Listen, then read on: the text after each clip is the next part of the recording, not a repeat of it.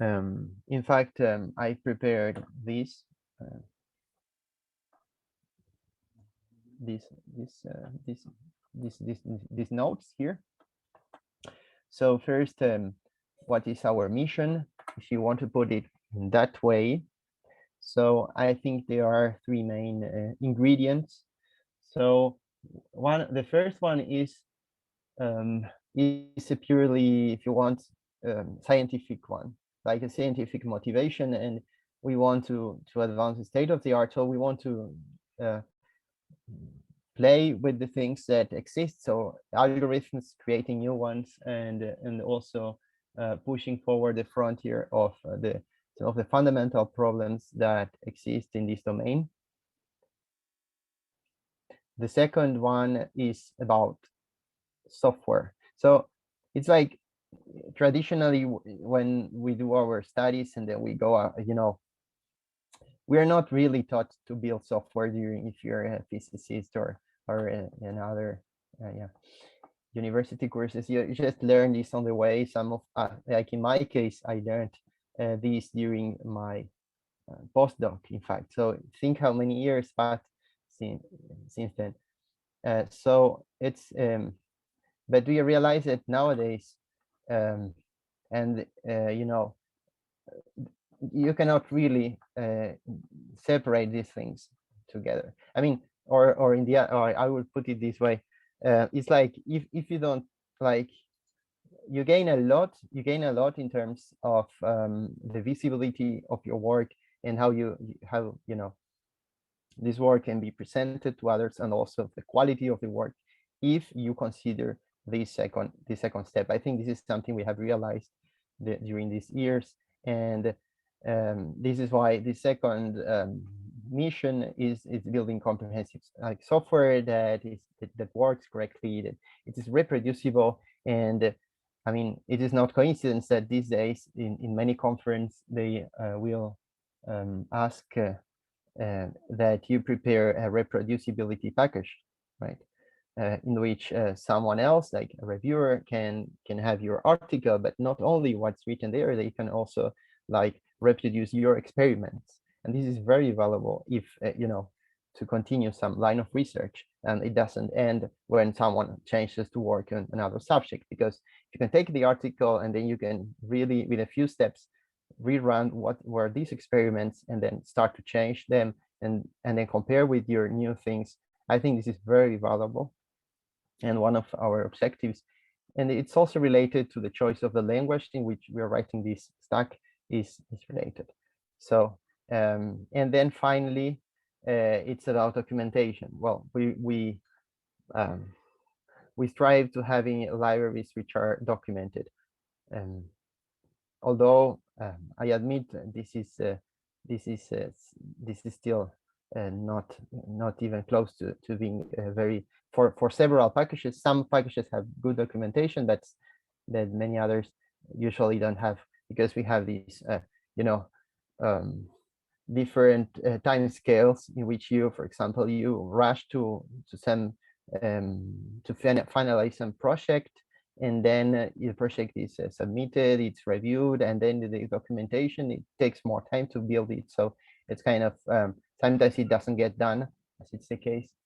Sometimes it takes much longer. So this is all these things, little things, are places in which having more to contribute from their side is also like very well very well used at time. The third aspect is to widen the applicability of reachability analysis for scientists and engineers. I think this is a more general concept in which we had three very interesting talks today. We will have more in the afternoon and also tomorrow. And I think one of the reasons why we decide to put the stuff that we do publicly online and with very open licenses is because we're interested that these tools are applied outside the initial domain. And so this is also our one of the missions, right? comments or questions are welcome.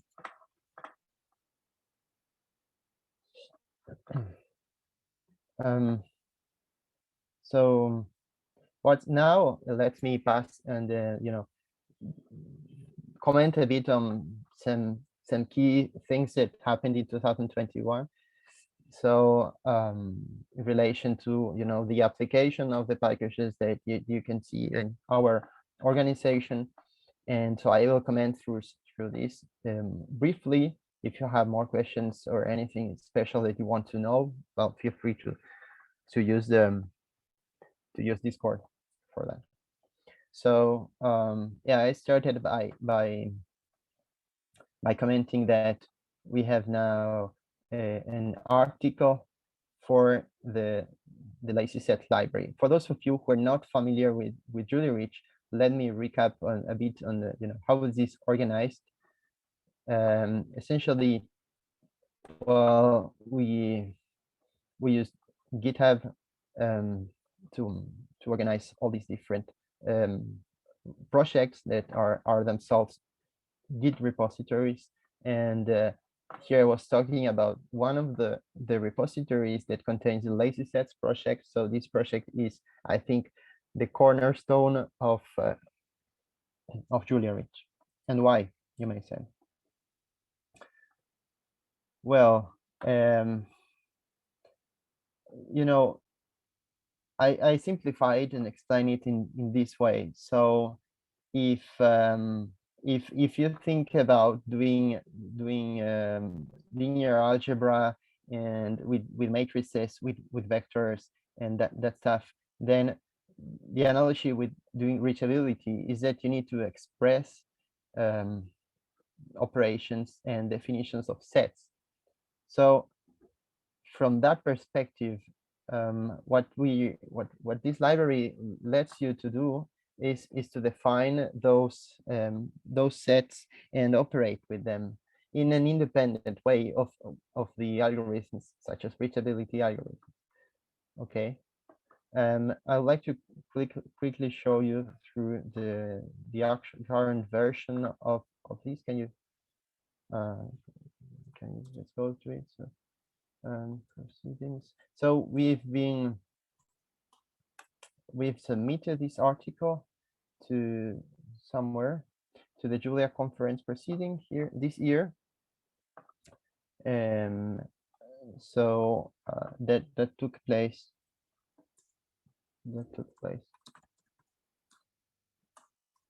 A few months ago.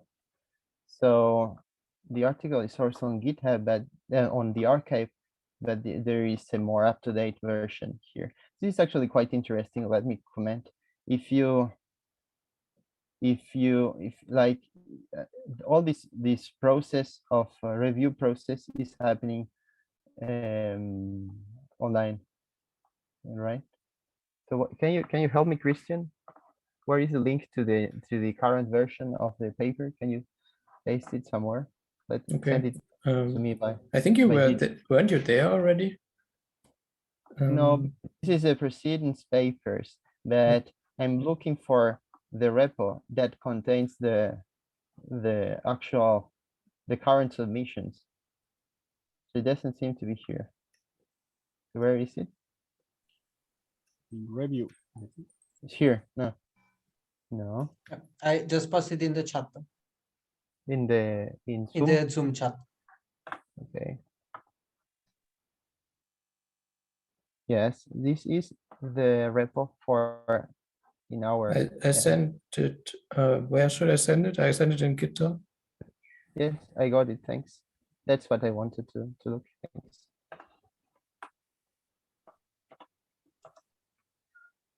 So yeah, cool. Thanks. Others can also enter there. And it's this one here. So actually, this whole review process is done in the public domain on GitHub. It's really nice. It's a very interesting approach to peer review, and you're assigned an editor and then some reviewers, and there is some discussion that happens, and then there is also a bot that in which you it uses when you make some modification to your article, then you have some commands, for example, @weather generate PDF, and then this bot will automatically sort of generate a PDF for you. So this is what you can see here, the current version of it. So this is a review process that is completely public. Okay, so concerning this article, just let me quickly show.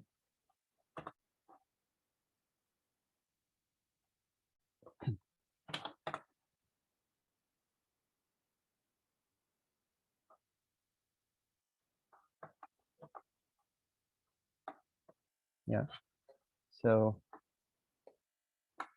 I would recommend anyone interested in using JuliaReach at some point to take a look at this article, because it sets the language that we are using, the tool, the main tool that we are using. We're developing, as I said, lazy sets and some of the key concepts that are used in here.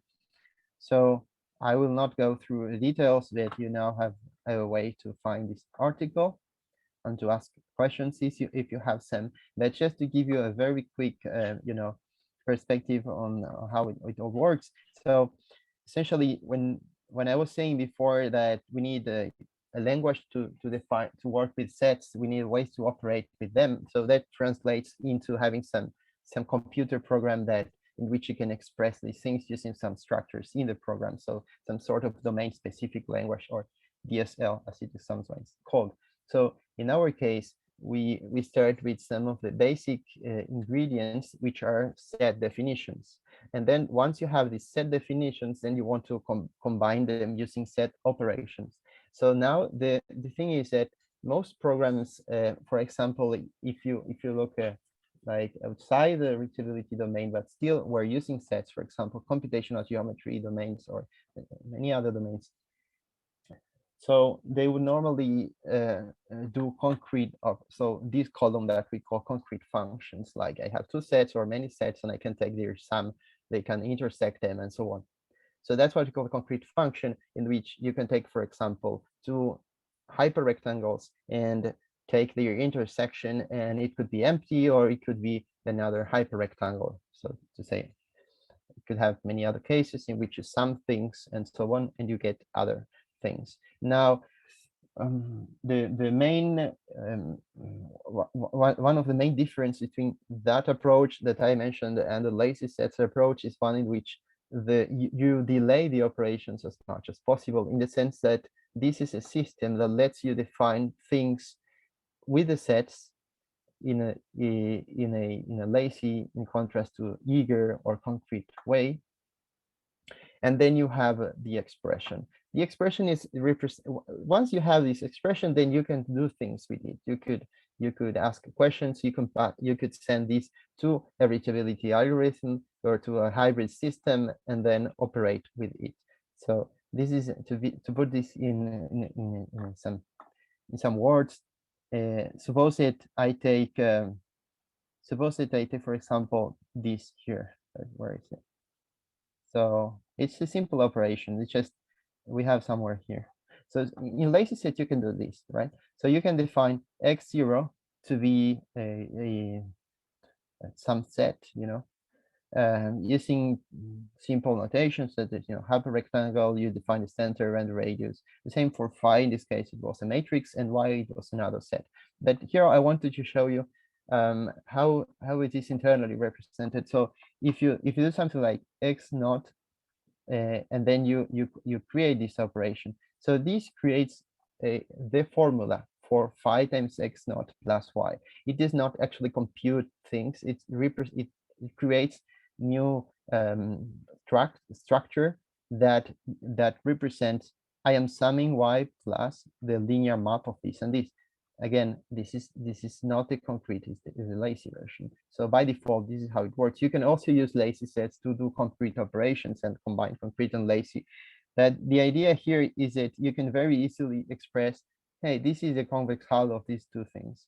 And so omega 0, if you wanted to to understand computationally, is this seen like these three here.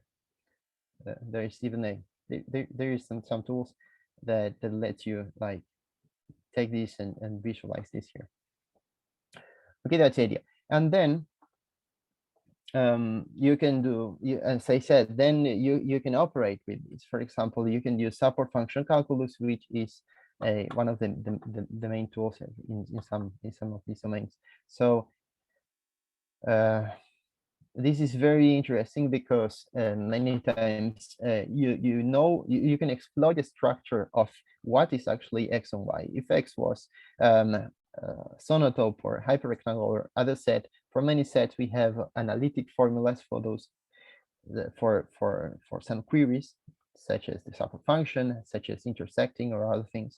And so in those cases, the system will take and will apply will apply the most suitable operation for that set types. This is what is called multiple dispatch in the jargon of programming languages, and Julia in particular, because it lets you write functions that take into account the structural information, or in the program I'm talking about the type of x and y and phi and as many things as you want. So you can very easily specialize things. You can very easily say, yes, if I want this and I want to approximate this with another set, and these are of some specified types, and you can very easily write one function with correct signature, and then the system will process it. Okay. So this is to give you some of the main ideas here, that I think I have to move on. Okay, unless you have any other questions, you have to answer. But yeah, no, let's move on. So then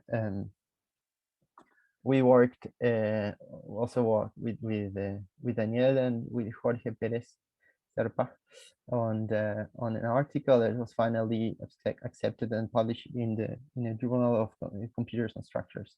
So you may want to check if you're interested in reachability for linear systems and in high dimensions. Especially, I emphasize that this was the first article that shows example in realistic problems in dimensions, the more than 10,000, 20,000. And also something particular of this article is that we compared to existing approaches, but which are not reachability-like approaches. So we were interested to give some more intuition behind what's going on. And so you may want to check the article and see. I think these are very, very cool results that we obtained in this regard.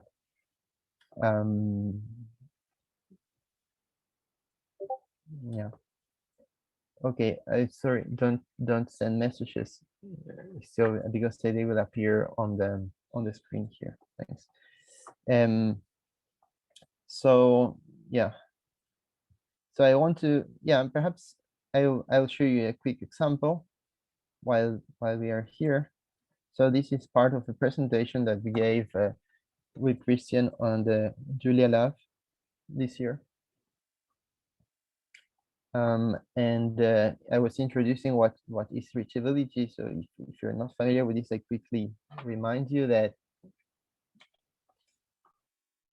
if you have like a system, then what you can do with reachability. Okay, what you can do with these tools, with reachability analysis.jl, for example.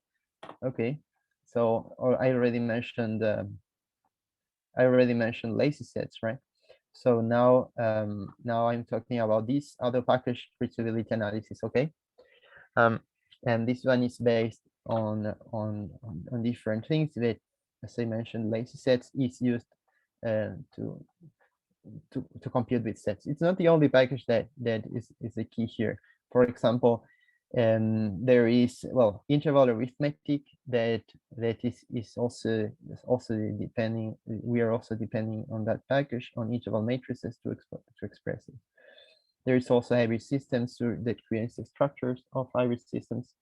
And there is also this package that is you can find at JuliaReach. And the idea is that it gives you a convenient ways to define mathematical problems. So you may want to check this if you want to define something.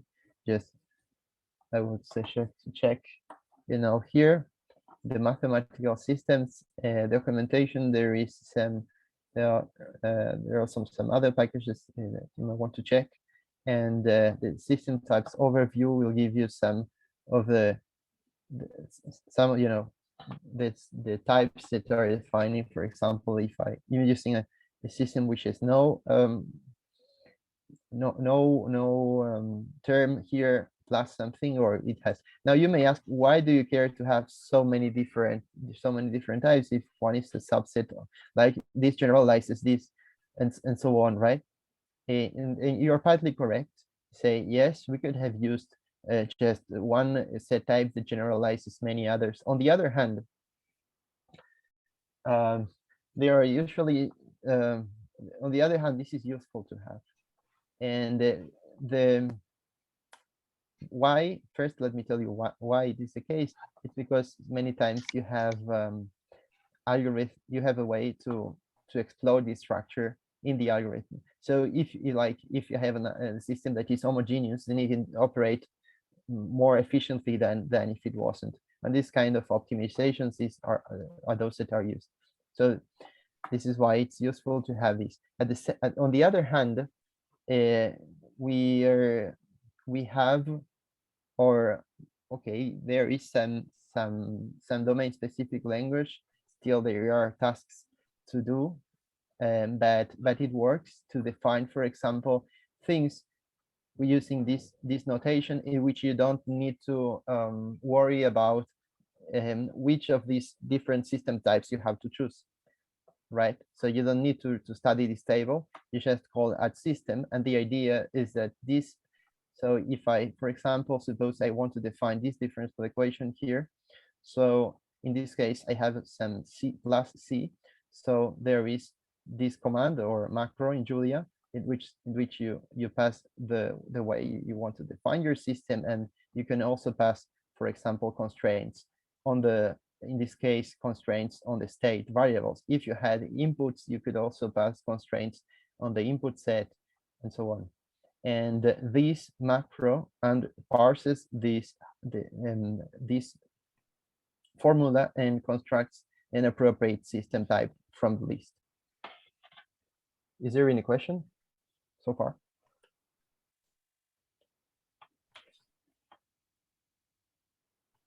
So yeah, the idea is to keep there are, as I said, this system macro can be improved with more information about the system or other other specific things or properties of the inputs and so on. Okay, let me go on. And yeah, I mentioned I will leave this link available, so you can explore these slides if you would like to. Yeah, let me quickly show some pictures. So yeah, essentially what we were doing here was to explain that in a few lines of code. Yeah, I think this is important. So in a few lines of code, you can already do some stuff. For example, which, I mean, the purpose of this model is in fact to have a very simple model that you could use any numerical integrator, and which does not use reachability and compute it.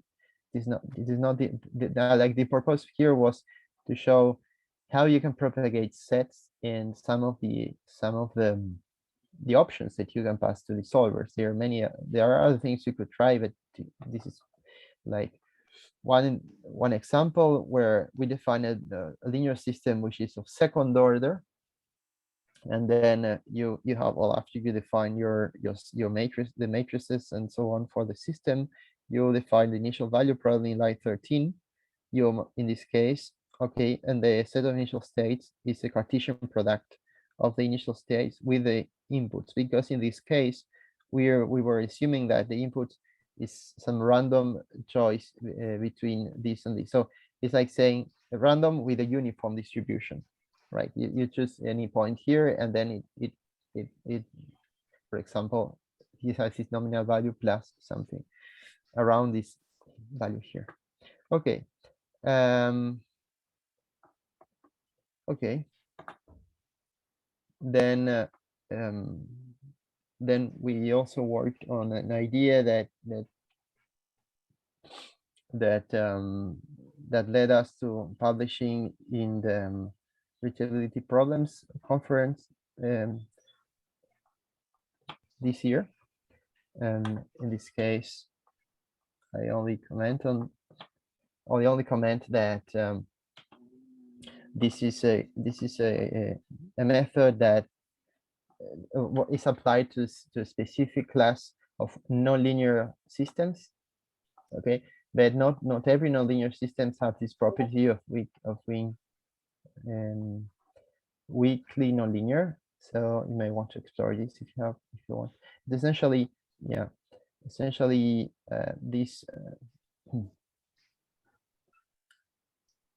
ideas here are start from some system of nonlinear ODEs, and then introducing some auxiliary variables, right? And then you come up with an infinite dimensional system which you truncate, and then you absorb this error term in the right hand side. And so we had an algorithm to compute the reachable state for that kind of system. So, and then the interesting aspect is that as you show, for example, somewhere here, you end up with a linear system in higher dimension. So it's like saying, I think equation 2. You can focus on equation 2 for a moment, and so it's like saying I have a linear differential equation, and then I bring this to this quadratic form using some tools. And actually, currently we're not we're doing this manually. We don't have an automated way of doing this. Then I met others, Gleb and Andre, who are also doing have tools to do this automatically. So it would be very nice to talk with them during these days. And once you have this, then you can use equation 2 here and do the reachable state computation using a linear solver. So, but in higher dimension. That's the general idea. I don't know if I have any questions so far, but you can interrupt.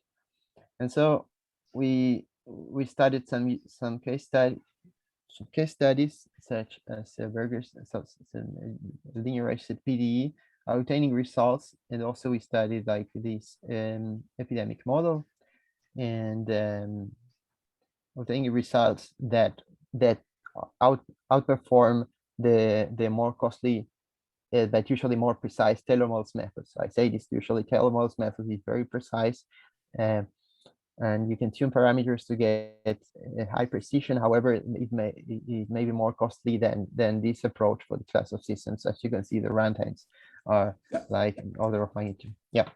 I have a question, Marcelo. So when can you actually apply this trick of including the nonlinear part as some sort of set of linear, I mean, a new set of variables in your linear system? Mm-hmm. If so there are some ifs, but essentially, let me go back to the model. I think you can always do it, but then you might make an error. I mean, suppose that you have a given nonlinear system, and you introduce all those monomials or that you require, and they may not be of the same degree, but maybe you can have also third order or third degree terms and all that. So, I mean, do you really need that they are tiny perturbations with respect to the linear part, or can they be generic? Because that would be a very nice trick. I mean, if you can apply it generically. Yeah, error, yeah, so there are two things. First, the algebraic part, and then the computational part, if you want. So I think that algebraically, and it can you can generally for large classes of system, even if you have higher order polynomials, you can introduce auxiliary variables and bring those to quadratic form. Okay, I mentioned Andre. I think Andre is connected now. So he on Discord, he can also comment on the algebraic part of transforming differential equations to the quadratic form. And that would be fantastic. Then the other part of the question is you can these terms that you leave aside are not always small. So the assumption that we made here was that it was weakly nonlinear. So in a sense, a way of where is it? Is this? If you take if suppose there is this assumption, so there is this assumption that in order for the algorithm to converge for long times, so you need R to be smaller than 1. So this answer, I think this answers your question in the sense that I need these to be small, so the norms or the weights of the stems which are of order 2, remember, okay, or higher, so no linear stuff should not dominate over the linear terms here. So there is this mathematical condition. So to answer your question, no, you cannot not apply this for any system. But if the system is such that it is weakly nonlinear, and there's also this condition which will ensure that there is this error term function that converges in the future. So yeah.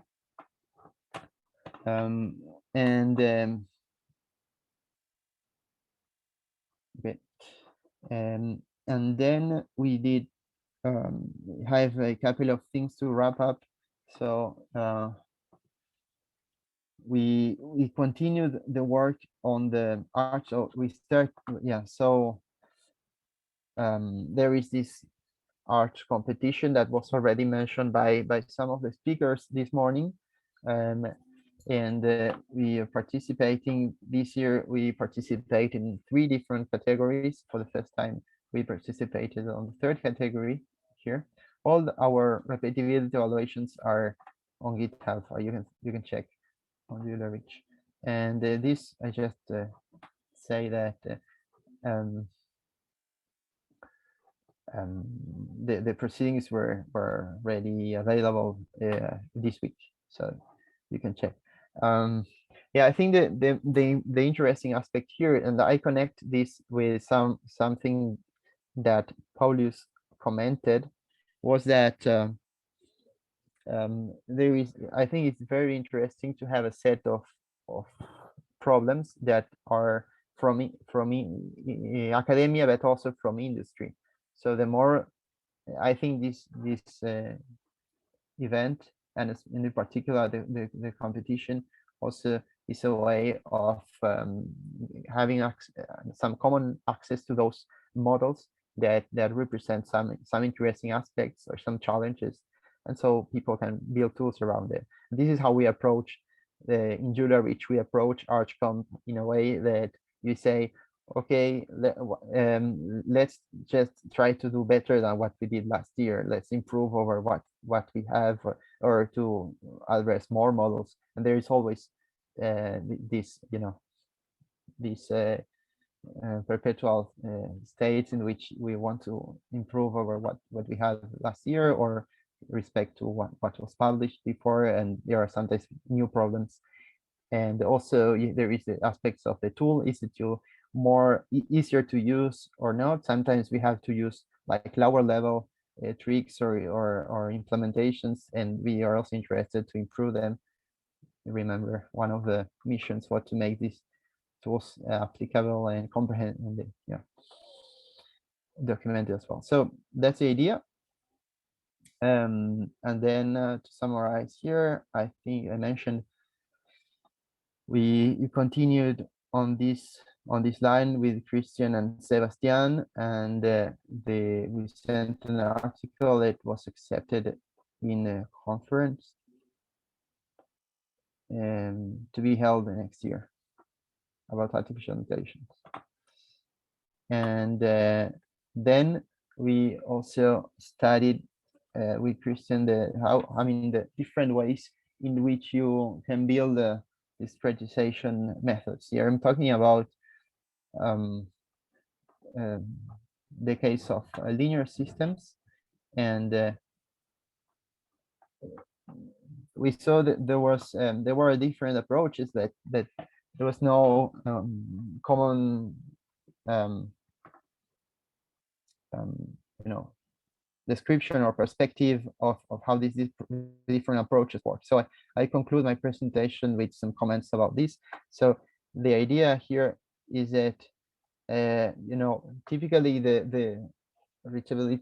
So other works have focused on I start at some time 0, and then I want to compute up to some capital time t, and then the usual way would be to the model has assuming the time is continuous. It's a continuous variable, so you would discretize in time, and then the reachability algorithm will return a sequence of sets, and then we consider the union. Then we call this a flow pipe, right? And so it is this flow pipe that is returned as the solution of the algorithm. So, however, when you consider only one of these reachable sets, then it has its own time span associated to it.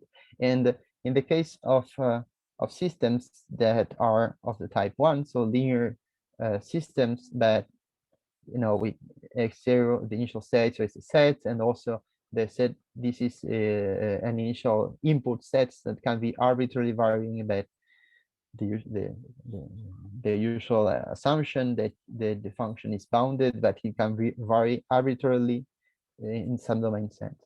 And in this context, what will happen if you have a system and then evolve until some time delta, and assuming delta is small, like so you start in the set in yellow, and then you go up to the set in green, and you throw some random trajectories center here. So this is the first step in the reachability algorithm. You want to find a set that encloses what happens between time 0 and time delta. So for a short time interval, once you have this, then you will apply an algorithm to propagate that set. But at the beginning, you only start with a set at a time point. This is x0, a set at this time point. Then you will compute a set associated to a time interval, and then you will propagate that set. So in this article, we only focused on how do you on the different ways that exist to obtain this first initial set for the first time interval. So that's it. And I can show you, for instance, the more coarse approach. So there are coarse approaches that, for example, can produce a set like in blue, using a linear approximation of some of the dynamics. So I can get all the references and also all the implementations that are mentioned here are available on the package reachability analysis by simply changing the algorithm.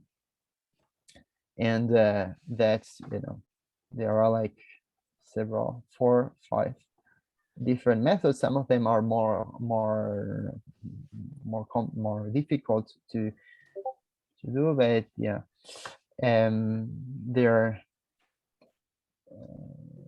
all of them are available, so you can try. So for example, depending on the step size delta as well, you can shrink the step size and get more precision too. So that was the main idea. And we did some experimental evaluation of the different methods, and these things are also very useful because sometimes you have, for example, suppose that you're writing some the interface in which you go and use the tool, and then you usually you want to define some default value when you say run this, and then I don't want to assume that the user knows all the details of the method. Do you see what I mean? So there should be some defaults that have to be taken in order. So these experimental evaluations are also interesting from that point of view, because as long as we understand which classes of system one or other method applies better, then we can use this information in the program. And it is known that in our domain, it's still difficult to fine-tune the parameters for the algorithm. It's something that often requires some expert knowledge. So this is how I conclude my overview. And if you wanted to know more, there's other things that are ongoing related to probabilistic reachability, some exciting stuff with undergrad. And there is also some ongoing work about coupling the reachability solvers that exist with optimization solvers such as JUMP in Julia. So people can do optimization over reachable states or work in inverse problems. And then I comment that if you want to get involved, well, just show up on Discord or on the repos, and there are surely things that you could do. It could be technical, it could be non-technical as well.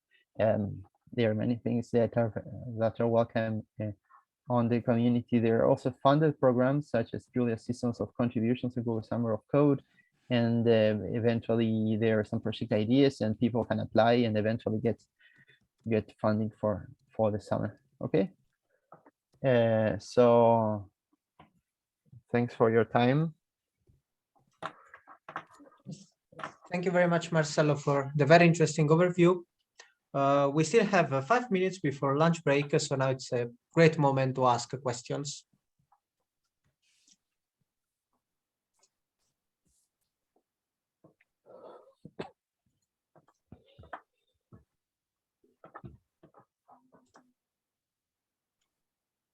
I think everyone goes to for the lunch, and I understand it. Me too. I have Okay. one question. Like Yeah. this linearization you said, like representing this quadratic system as a higher dimensional nonlinear one. Is it also related to like Kalman operator linearization? Because that's what I know is like Yeah. you define some observables and then you get a higher dimensional like a linear Exactly. system. So I think there's some relation, but I think you're right. Yeah, exactly. Yeah. You're completely right. This approach is known as Kalman linearization. Yes, it's the Kalman linearization approach that exists for a long time. However, the new ingredients that we have is that we propagate a set through this Kalman linearization approach. So yeah, and it's been used in control as far as I know. So maybe that answers the question. Yeah, thank So, you. Yeah, I think it was mainly used for like simulation, right? Currently, and yeah, now you do it for stats basically. I see. Very yes. cool. Yeah. Mhm. Thanks. Yeah. I mean, I think the main motivation is in this approach was linear reachability methods work very well, and we know this. And work with a large number of dimensions. So can we use this for nonlinear systems? This is what we are trying to do with this approach. Because usually the approaches will I mean, there exist approaches that linearize, that keep the dimension fixed, and it could also use efficient implementations of linear methods. And that is one of the things, the the problems that would be nice to introduce in reachability in the libraries. It's missing currently. It's currently missing among the different approaches for nonlinear reachability. We only have a small number of approaches, but we are aware there are other interesting approaches, and that's so. In these days, there are talks that will present those other approaches. So that's going to be great, I think. Yeah, great discussion. Yeah.